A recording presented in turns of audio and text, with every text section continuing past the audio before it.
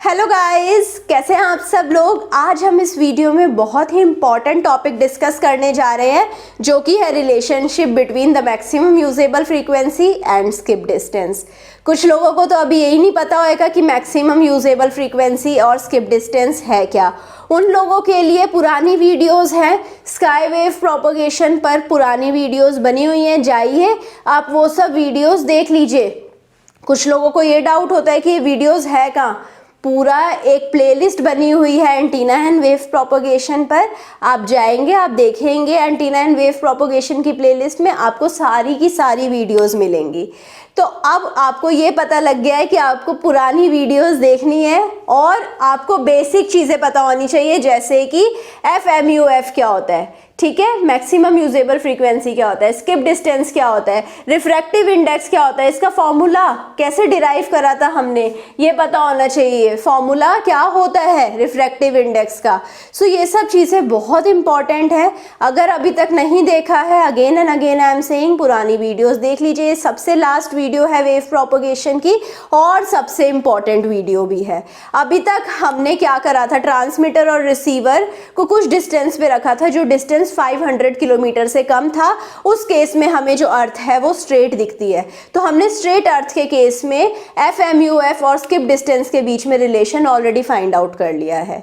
उस डेरिवेशन को फिर से देखेंगे तो यहाँ पर बहुत चीज़ें आपके लिए सिंपल हो जाएंगी, ठीक है। तो अब हम कर्व्ड सरफेस एज्यूम कर रहे हैं। हम एज्यूम कर रहे हैं कि ट्रांसमीटर और रिसीवर के बीच में जो डिस्टेंस है वो 500 किलोमीटर से ज़्यादा है।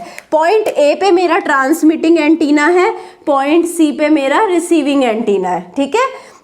अब क्या होता है कि हम वर्चुअल हाइट को एज्यूम करते हैं, तो ये हाइट h हो जाएगी, ठीक है। The distance between b and e, BE क्या हो जाएगा, BE है h, virtual height. Virtual height भी आपको पता होना चाहिए कि होता क्या है, ठीक है। अब मैंने कंसीडर करा है कि अर्थ कर्व्ड है, तो इस कंडीशन में अर्थ की रेडियस भी पिक्चर में आने वाली है। तो जो अर्थ का सेंटर है वो हमने O ले लिया है। सेंटर से A, जो A पॉइंट है जहाँ पर ट्रांसमीटर है, वो कुछ एंगल थीटा बना रहा है। सेंटर से रिसीविंग एंटीना भी कोई एंगल थीटा बना रहा है। ड्यू टू सिमेट्री ये दोनों एंगल सेम है, थीटा है, ठीक है। अब स्किप डिस्टेंस क्या है, skip distance is the distance between A and C। तो ये जो आर्क वाला डिस्टेंस है, ये डिस्टेंस इस केस में D होगा, ठीक है। तो अब इस पूरे डायग्राम को देखें, सिर्फ इस नीचे वाले पार्ट को देखो, A, C और O को। सो इस कंडीशन में अगर मैं थीटा को देखूं, वी नो साइन थीटा क्या होता है, sine theta is approximately equal to arc upon radius. तो अगर मैं सिर्फ A, D और O को ले रही हूँ, सॉरी A, T और O को ले रही हूँ, इन ATO, ठीक है, A, T और O को लिया, तो इस कंडीशन में मेरा आर्क क्या है, आर्क हो जाएगा यहाँ पर D अपॉन 2। रेडियस क्या है, रेडियस तो रेडियस ऑफ अर्थ जो कि R है। सो यहाँ पर साइन थीटा क्या हो जाएगा, साइन थीटा हो जाएगा D अपॉन 2 अपॉन R, तो D upon 2R।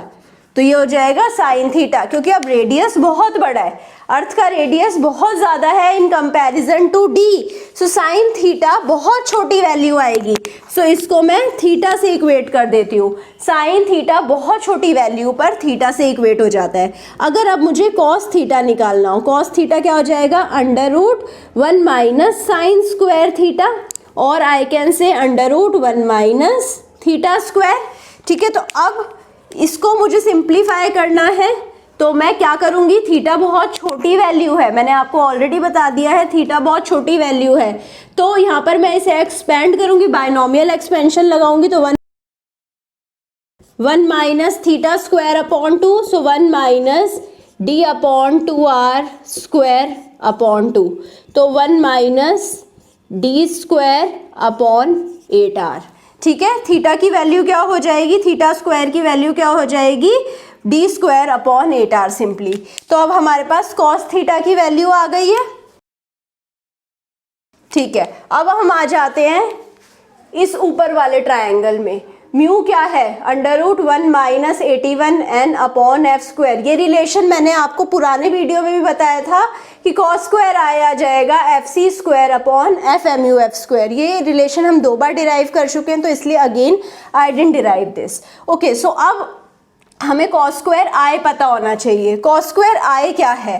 Cos square आई हमें इस ट्रायंगल से मिलेगा। कॉस स्क्वायर आई हमें मिलेगा ट्रायंगल ए टी बी से, ठीक है। तो क्योंकि आई इधर है तो हमें यहाँ से ही कॉस स्क्वायर आई मिलेगा in triangle A T B. ये ए टी है, ये टी बी है, तो ये ए बी क्या हो जाएगा? Under root A T square plus B T square.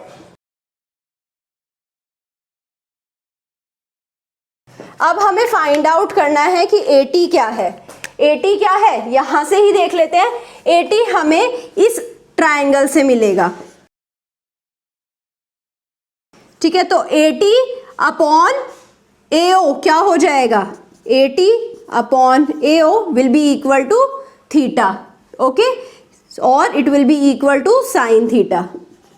A T upon A O क्या हो जाएगा? Sine theta. थीटा बहुत छोटा था तो मैंने डायरेक्टली इसे थीटा ही लिख दिया था। तो A T upon A O is equal to sine theta. A O क्या है? आर। तो ए टी क्या हो जाएगा? A T upon R is equal to sine theta. A T क्या हो जाएगा? Are sine theta. सिमिलरली अब हमें क्या फाइंड आउट करना है? ए टी तो मिल गया हमें, तो ए बी क्या हो जाएगा? यहां पर पुट कर देते हैं। बी टी फाइंड करना है अब हमें। बी टी कैसे निकालेंगे? बी टी ये डिस्टेंस है, ठीक है। बी टी फाइंड करना है अब हमें।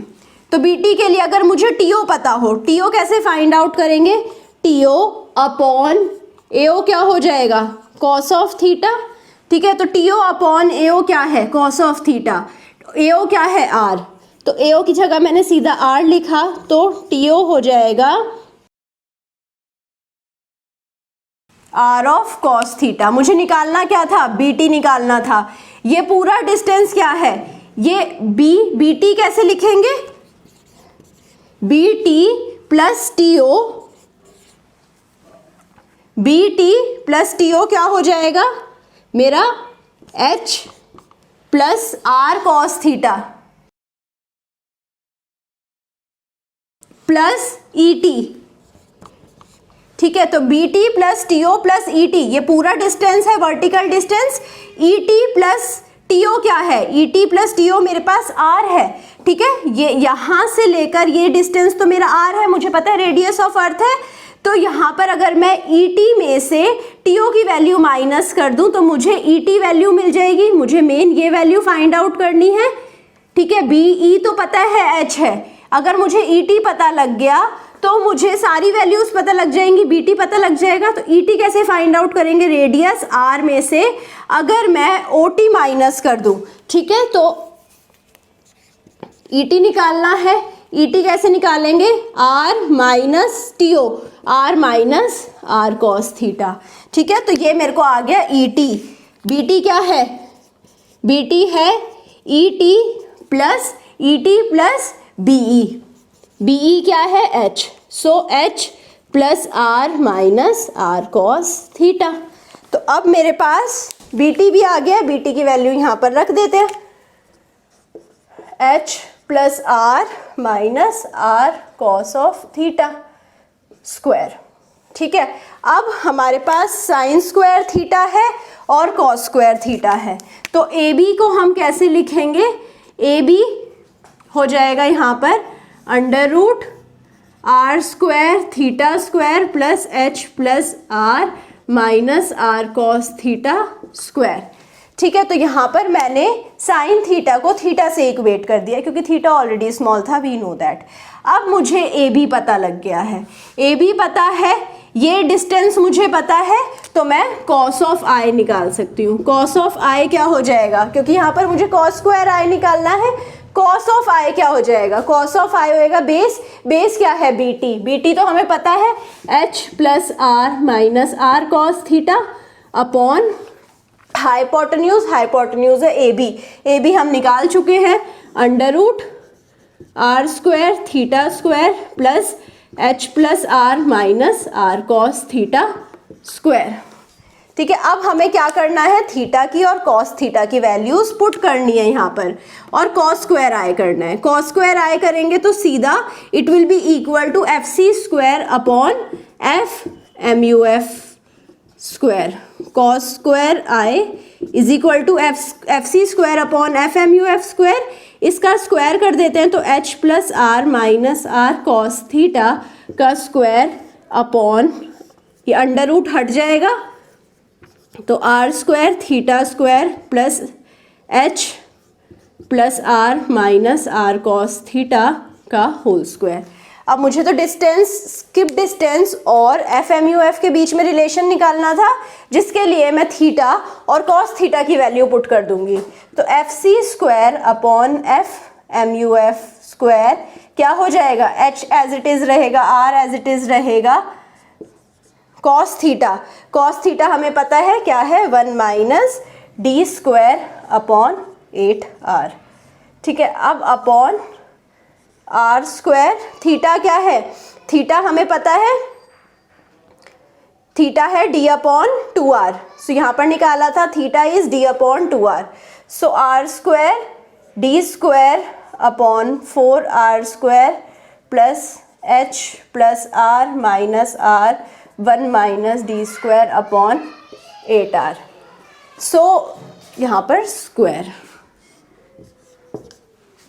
सो इसको जब हमने सिंप्लीफाई करा, अब बस रीअरेंज करना है, मैथमेटिकल टर्म्स हैं सब, मैथमेटिकल थोड़े से ऑपरेटर लगाएंगे, रीअरेंज करेंगे तो हमें एफ एम यू एफ और डी के बीच में रिलेशन मिल जाएगा। यहाँ पर हमें एफ एम यू एफ भी दिख रहा है, डी भी दिख रहा है, तो बस रीअरेंज करेंगे, एफ एम यू एफ आ जाएगा F C under root D square upon 4 plus H plus D square upon 8r whole square upon H plus D square upon 8r, plus अगर d और एफ एम यू एफ में relation निकालना है तो d is equal to 2h plus D square upon 8r under root F M U F upon F C square minus 1।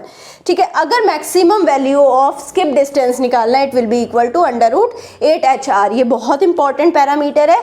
इसके बाद आ जाते हैं मल्टी हॉप प्रोपोगेशन।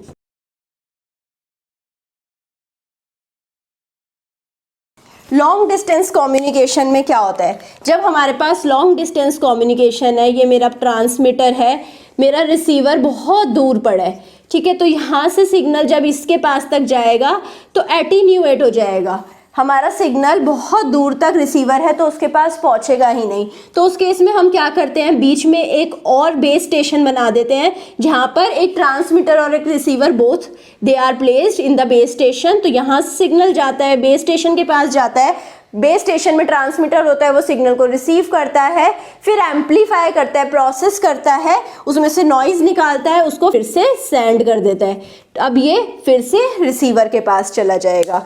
ठीक है, तो यहाँ पर क्या हो रहा है, मल्टी हॉप प्रोपोगेशन हो रहा है। यहाँ पर हम बहुत सारे, जैसे मैंने यहाँ पर आपको बताया एक बेस स्टेशन यूज करा है, we can use more than one base station as well, तो ये हो जाएगा मल्टी हॉप प्रोपोगेशन। तो यहाँ पर एक प्रॉब्लम आ सकती है, जैसे कि लेट सपोज हमने सिग्नल भेजा, वो सुबह के टाइम था, it was evening time let suppose, तो इवनिंग से रात हो गई एंड उस टाइम पर जो हमारा आयनोस्फीयर है, आयनोस्फीयर की कैरेक्टरिस्टिक चेंज हो जाएंगी रात के टाइम पर, बिकॉज उसे पूरी रेडिएशंस नहीं मिल रही हैं, रेडिएशंस कम मिलेंगी तो आयनोस्फीयर का स्ट्रक्चर चेंज हो जाएगा। पहले जो सिग्नल जा रहा था वो इस आयनोस्फीयर से जा रहा था, बट उसके बाद इस आयनोस्फीयर से जाने लगा, जिसके वजह से रेंज चेंज हो जाएगी। तो हमें अपने टाइम का ध्यान रखना पड़ेगा, हमें आयनोस्फीयर का ध्यान रखना पड़ेगा, इसके हिसाब से हमें रिसीवर की पोजीशन चेंज करनी पड़ेगी। सो आई होप आपको सब चीज़ें समझ आई होंगी। आपको किसी भी पार्ट में कोई भी डाउट है तो आप जाइए कमेंट सेक्शन में लिख दीजिए, और मैं ट्राई करूँगी कि जितना से जल्दी आपका रिप्लाई कर पाऊँ, I will do. I hope आपको ये वीडियो पसंद आई होगी। मैं वेव प्रोपोगेशन पार्ट यहाँ पर एंड करने जा रही हूँ। अगर आपको कोई टॉपिक लगता है मैंने कवर नहीं करा है, जाइए कमेंट सेक्शन में लिख दीजिए। अगर मैं पॉसिबल हुआ, अगर मेरे को उस बारे में नॉलेज रही, I will be making the video on that as well. ठीक है, आई होप आपको ये वीडियो पसंद आई है। अगर ये वीडियो पसंद आई है, लाइक कर दीजिए, सब्सक्राइब कर दीजिए and also share it with your friends. Thank you so much.